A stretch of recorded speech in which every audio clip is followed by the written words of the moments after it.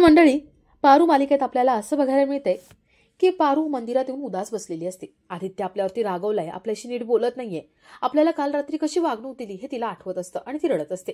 तेवढ्यात तिथे आदित्य येतो. आदित्य म्हणतो, पारू घरभर शोधतोय तुला, तू इथे काय करतेस? पारू आदित्यसमोर उभी राहते आणि ती कान धरून माफी मागते. पारूचं हे निरागस रूप त्याला खूप आवडतं आणि तो पारूवरती हसायला लागतो. तो म्हणतो, पारू लहान मुलीसारखी दिसतेस तू, हे असं काही करू नको. अगं, माझं फक्त एकच मत होतं, तू जे स्वतः केलंयस ना ते तू ठामपणे स्वतःचा स्टँड घ्यायला हवा होतास. तू हे जे केलं नाहीयेस ना, की तुला वाटतंय, तू बोललेली नाहीये, त्याबद्दल सांगायला हवं होतं. बस माझं एवढंच मत आहे. पारू आदित्यला पुन्हा पुन्हा सॉरी म्हणते.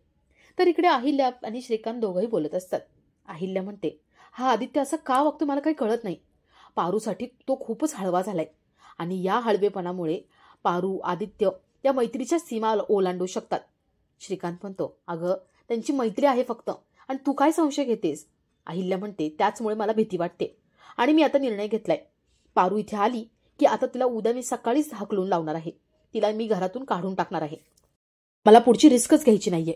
श्रीकांत तिला खूप समजवतो, पण ती काही ऐकायला तयारच नसते.